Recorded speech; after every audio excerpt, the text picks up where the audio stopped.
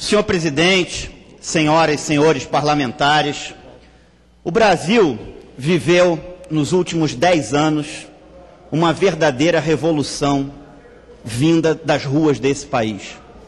A população, depois de acompanhar à distância durante muito tempo, resolveu ir para as ruas.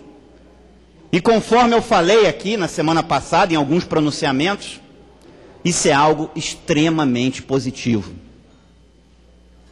A nossa democracia representativa, senhor presidente, está em crise. Nós vivemos num Estado democrático de direito, mas não vivemos num Estado democrático de fato, porque as pessoas não se consideram representadas nos seus representantes legalmente constituídos. E isso é muito grave. Quero aqui registrar a minha satisfação, a minha esperança, o meu alento com as manifestações ocorridas nesse país inteiro. Agora quero dizer que a gente está vivendo um momento muito grave. Muito grave, senhor presidente. Porque nós estamos vivendo um momento de criminalização da atividade política. E não existe nada pior que possa ser feito para a própria sociedade do que a criminalização da atividade política.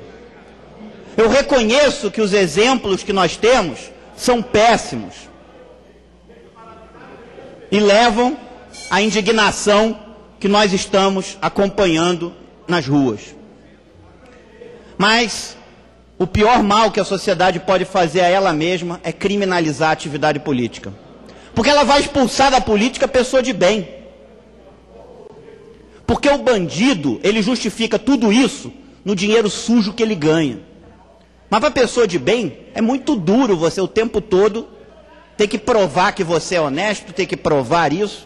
O político hoje, ele é desonesto até que ele prove o contrário todos os dias.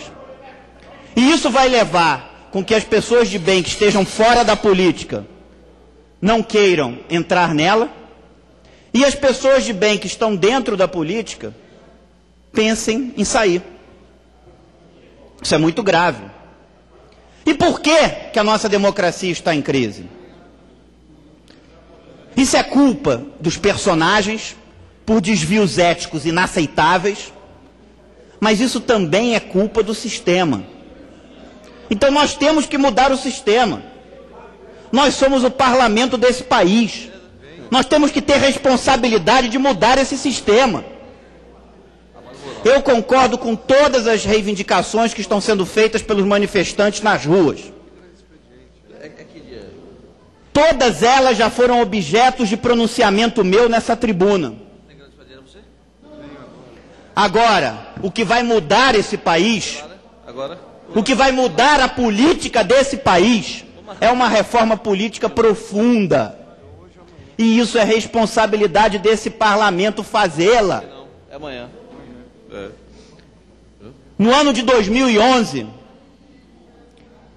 eu vim a essa tribuna apresentar as 7 propostas para uma reforma política que eu protocolei na Comissão Especial de Reforma Política dessa casa. Comissão especial que não teve o seu relatório votado. As minhas propostas estão lá. Foram as 7 propostas protocoladas no ano de 2011.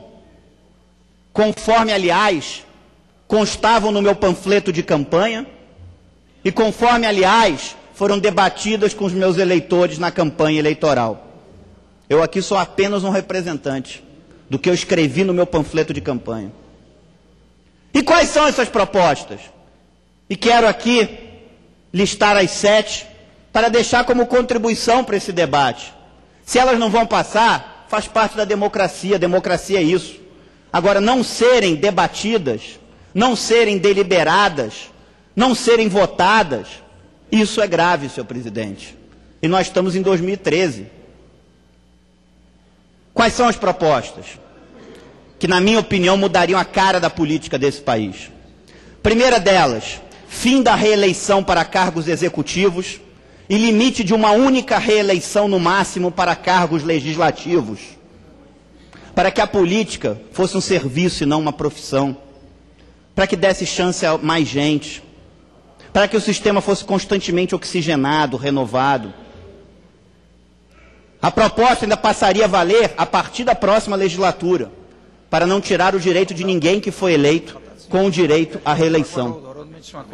Segunda proposta, instituição do voto facultativo e fim do voto obrigatório nesse país. Hoje muitas pessoas votam sem fazer a reflexão devida que esse gesto precisa e merece. Acaba que vota em qualquer um, desvaloriza o papel do voto. O voto facultativo, além de mais democrático, vai exigir da classe política uma outra postura, que tente convencer os eleitores por ideias, por propostas, porque só as ideias, o convencimento dessas ideias e dessas propostas vai levar o eleitor às urnas. Terceira proposta, instituição do voto distrital nesse país. Dividir o Estado em distritos e cada distrito passa a eleger um deputado. Hoje há uma distância enorme entre representantes e representados. É preciso diminuir essa distância, trazer a política para perto do cidadão, tornar a política mais acessível ao cidadão comum. É preciso que se faça isso. Nós tivemos, inclusive, a baratear o custo da campanha. Hoje a pessoa, para ser candidata, tem que fazer campanha no estado inteiro. Vai bastar fazer numa área geográfica desse estado. Diminuindo a área geográfica da campanha, barateia a campanha, torna a política e a campanha mais acessível ao cidadão comum.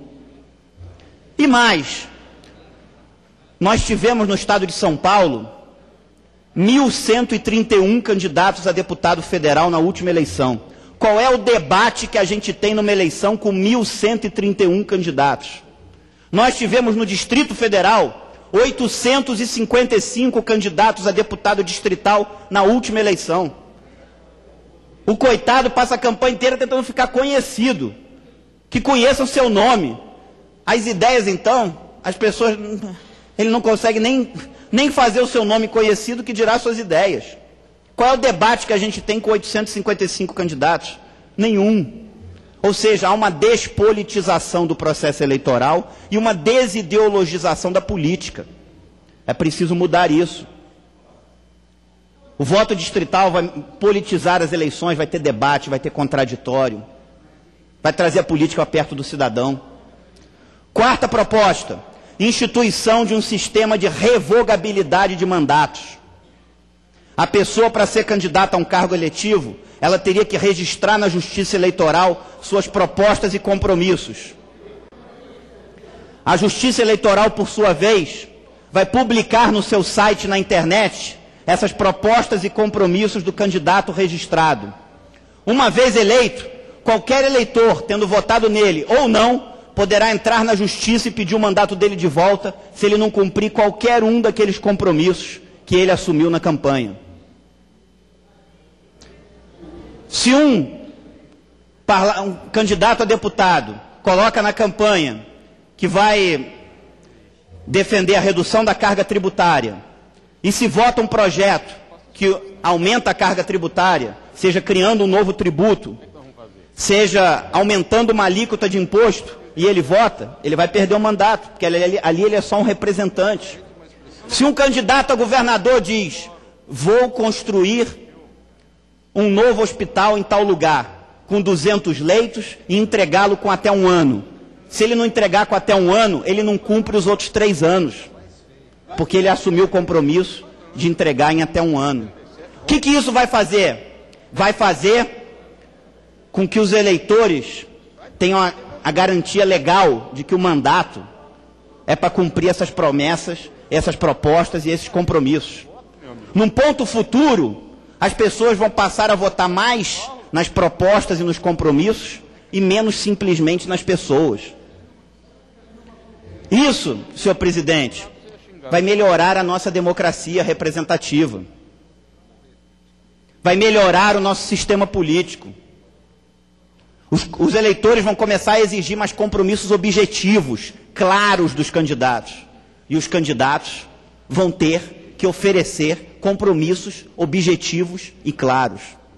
Quinta proposta, proibir doação privada em campanha política, instituir o financiamento exclusivamente público de campanha. Muita gente diz assim, ah, mas vai dar dinheiro para político? Que coisa de doido! Vai ser o dinheiro mais bem investido da história desse país. Vai fazer com que nós tenhamos uma representação política independente dos favores e dos financiamentos de campanha. Agora, a minha proposta é diferente da que está sendo debatida. Porque se der dinheiro diretamente para o candidato ou para o partido político, pode ter gente que vire candidato só para ganhar dinheiro.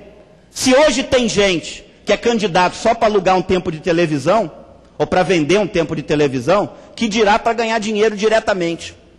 A minha proposta funcionaria assim: a Justiça Eleitoral faria licitações, a gráfica que ganhar em determinado lugar vai imprimir os panfletos de todos os candidatos àquele determinado cargo, naquele determinado lugar. Com igual quantidade para todos, mesmo formato, a pessoa vai ter que ganhar no conteúdo, nas propostas. A produtora de televisão que ganhar vai gravar o programa de todos os candidatos, aquele determinado cargo, naquele determinado lugar. Mesmo fundo, o candidato vai ter que ganhar no conteúdo, nas propostas, no convencimento. Campanha pode ser mais chata, mas vai ser mais democrática, menos desigual. Sexta proposta, senhor presidente, que eu protocolei na Comissão Especial de Reforma Política em 2011 nessa casa e vim a essa tribuna em 2011 também para apresentá-la. A possibilidade de candidaturas avulsas sem filiação partidária. Se a pessoa quer se filiar a um partido político para candidato, muito bem. Mas se ela não acredita em nenhum partido, e as pesquisas dizem que a maioria da população brasileira não acredita em partido nenhum, essas pessoas não podem ter sua cidadania castrada. Cidadania plena é poder votar, mas também ser votado. A possibilidade de candidaturas avulsas sem filiação partidária. Por quê? Na Itália existem as listas cívicas. Nos Estados Unidos, os candidatos independentes. É democrático que, se a pessoa não acredita em partido nenhum, que ela possa também colocar suas ideias para também poder virar um representante. Isso é democrático. Agora, coloquei apenas um filtro. A pessoa, para ser candidato, ela vai ter que recolher 1% de assinaturas daquele eleitorado que ela vai disputar, para que nós também tenhamos um filtro nas inscrições dos candidatos. Sétima e última proposta é a proposta que preza pela separação dos poderes, de acordo com o que está na nossa Constituição Federal. Hoje a pessoa se elege deputado e muitas vezes vai ser ministro de Estado, vai ser secretário de Estado, sem consultar o eleitor que elegeu a pessoa. Eu não estou propondo nada original. A proposta é que, se a pessoa quiser ir para o executivo, pode ir, mas teria que renunciar ao mandato. Eu não estou propondo nada original. Nos Estados Unidos, quando o presidente Barack Obama convidou a então senadora Hillary Clinton para ser secretária de Estado, equivalente a ministro das Relações Exteriores aqui no Brasil, ela teve que renunciar ao mandato de senadora pelo Estado de Nova York, para poder ir para o Poder Executivo. Isso preza pela separação dos poderes. A pessoa não pode estar num dia no poder fiscalizador, no outro dia no fiscalizado, no dia seguinte no fiscalizador. Brasil afora, se faz maioria nas câmaras de vereadores, nas assembleias legislativas, enchendo ali de suplentes. Não, tem que separar. Ou a pessoa vai para o Executivo ou vai para o Legislativo. Se quiser se eleger deputado e ser secretário de Estado ou ministro de Estado, problema nenhum, mas tem que renunciar ao mandato. Então, senhor presidente, essas são minhas 7 propostas, humildes propostas, que eu considero que eu posso dar como contribuição para a melhoria do nosso sistema político, da nossa democracia representativa, que as ruas estão dizendo que está falida. Nós temos que mudar, e isso é responsabilidade desse parlamento. Concedo uma parte agora ao deputado Severino Ninho. Deputado Regufe, eu assino embaixo as 7 propostas, os sete itens da proposta de Vossa Excelência. Se for colocado para votar amanhã, eu votarei a favor em todas elas. Não é à toa, deputado Regufe, que Vossa Excelência é o deputado proporcionalmente mais votado deste país. Não é o Tiririca. O Tiririca é o mais votado em números absolutos, mas em números proporcionais, Vossa Excelência é o deputado que teve maior número de votos neste país. Que Vossa Excelência conquistou esta votação por sua coerência lá na Câmara Distrital. E aqui está demonstrando a mesma linha, os mesmos compromissos. Vossa Excelência tem aí, desde 2011, esta proposta de emenda à Constituição, uma reforma política profunda, que mexe com os vícios, que mexe com tudo que de ruim tem no sistema eleitoral brasileiro, mas que, como disse hoje a ex-ministra Marina Silva, a classe política não legisla contra ela mesma. E hoje ela disse uma frase que me fez pensar: enquanto os políticos foram a classe dissociada do povo, o país não vai mudar. Então, deputado Regufe, eu quero parabenizar Vossa Excelência, um dos deputados que eu mais admiro nesta casa, por sua coerência, por sua coragem em assumir pontos de vista polêmicos e que contrariam o interesse de muitos que estão aqui. E é a resposta que a nação quer de nós. São posições da maneira da estirpe que Vossa Excelência colocou para nós. Muito obrigado. Concedo uma parte ao deputado Isaías Silvestre. Deputado Regufe, parabenizá-lo por essa representatividade que você está exercendo aqui no Distrito Federal. E nós estamos aqui numa crise realmente de representatividade, porque não houve consistência para que essa reforma política que vem desde 2003 como promessa, não só ela, como as reformas tributárias, reformas trabalhistas, que foram fatiadas. Isso encheu o pote. E o que a população está fazendo na rua é porque ela não acredita. Ela não acredita mais nas promessas. E agora nós temos hoje pautado uma PEC 37, um FPE, os royalties, pautado para esta noite. Eu pergunto, é a solução que vai resolver o problema dessa massa enfurecida com dever de casa não feito? Porque a massa está reclamando é exatamente o dever de casa não feito. Fomos pautados aqui e não cumprimos a agenda que nós temos de legitimidade. Não foi pautada. Por quê? Porque fomos pautados de fora para dentro. Agora nós não podemos pagar por esta ingerência que veio, mas queremos parabenizá-lo por a sua proposta que tem, e eu acho que a primeira medida que tem que tomar nessa casa é realmente a reforma política, é a reforma tributária, que está matando os municípios. O munícipe está sofrendo por falta de hospitais, mas nós não opinamos para a reforma, para a construção de estádios, não. Não nos foi consultado. Agora nós não podemos pagar a conta. O dinheiro existiu, mas ele foi por ralo. Então eu quero parabenizá-lo e nós temos que tomar uma decisão. Temos que, sim, fazer agora o dever de casa. Dar a nossa mão à palmatória, para que nós possamos produzir para aquele cidadão que nos trouxe aqui. Ele quer a solução e nós temos que agora nos unirmos para que possamos ter uma pauta comum. Muito obrigado, deputado. Parabéns. Obrigado, deputado Isaías. Concedo uma parte agora ao deputado Mário Eringer. Companheiro Regufe, o senhor, Vossa Excelência, você, nosso amigo do PDT, é uma referência no nosso partido, e eu quero só, em rápidos segundos, te parabenizar pela sua fala, dizer que, é claro, a gente vai divergir de uma coisa ou outra na sua proposta, mas com certeza o senhor está apresentando aqui o que o povo brasileiro está querendo, soluções definitivas. Não soluções de urgência para sanar um fogo na beirada da saia, como diz na minha terra. Nós não podemos hoje, e pensar que hoje, fazendo esse mutirão para entrar pela madrugada, nós estejamos resolvendo o problema do Brasil.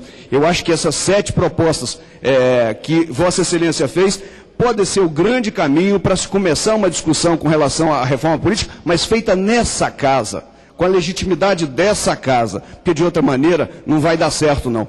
Parabéns pelo seu pronunciamento e saiba que você continua tendo um grande admirador na sua bancada do PDT. Obrigado, deputado Mário. Eu quero, para finalizar, senhor presidente, dizer que essa é a contribuição que eu discuti com os meus eleitores na minha campanha, que eu coloquei no meu panfleto de campanha, essas 7 propostas. E gostaria que essa casa deliberasse sobre elas, votasse. O grave é, desde 2011, elas não terem sido debatidas e votadas. Se vai passar ou não, faz parte da democracia, do Estado democrático de direito. Agora, não votar é que é algo muito grave. E para encerrar, senhor presidente, eu quero voltar a dizer 2 coisas que eu disse no início do meu pronunciamento. A primeira é de que concordo com todas as reivindicações das ruas. Todas elas já foram objetos de pronunciamento meu aqui nesse plenário. Agora, para mudar a cara da política desse país, para mudar o país, a gente precisa de uma reforma política profunda. E esses são os 7 pontos objetivos que eu acho que mudariam a cara da política desse país. E o último ponto, senhor presidente, é pedir às ruas que critiquem, que mantenham a indignação. Esse país está desse jeito porque muita gente deixou de se indignar ao longo do tempo. Agora, que não criminalizem a atividade política.